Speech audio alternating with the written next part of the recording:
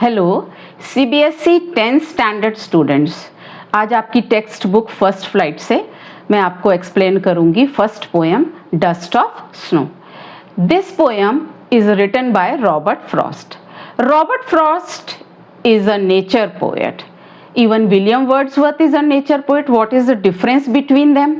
William Wordsworth always glorifies nature, but Robert Frost tells us the positive and negative aspects of nature. Okay, now this poem tells us the importance of small things in our life. And what is the next message? That little things can bring big changes in our life. And the third message, even small act in our life can motivate us to do better. And the next point is that nature has the ability to heal everything. Now let us talk about the rhyming scheme. The rhyming scheme of the poem is AB, AB, and figure of speech is alliteration that I will discuss afterwards. See, here in this poem, the poet has taken hemlock tree and crow. Why hemlock tree? He has taken this tree because he wants to show pessimism.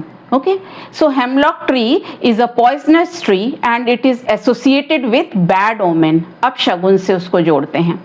And even crow is black and he has harsh voice and even it is a symbol of bad omen.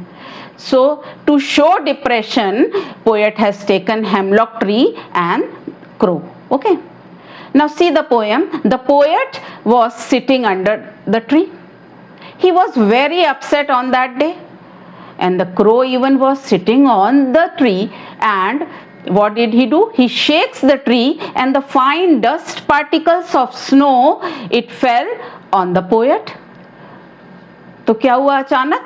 The soft and cold जो छोटी छोटी particles थे ice के, poet के ऊपर गिर जाते हैं और उसका मूड जो सुबह से अपसेट था, suddenly his mood changes.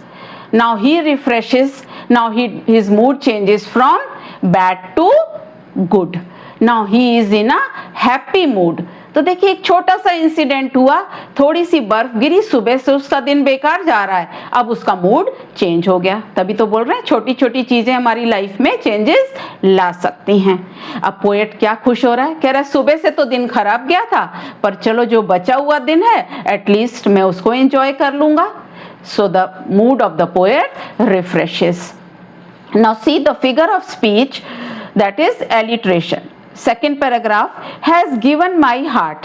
has H है and heart H है. आपको पता है जब अल्फाबेट रिपीट होगा तो क्या होगा किसी वर्ड में, या साउंड रिपीट होगी तो वो होगा alliteration.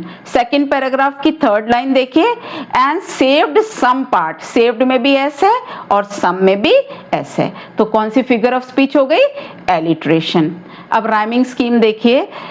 The way a crow, first line में क्रो, थर्ड लाइन में snow, second line me and tree.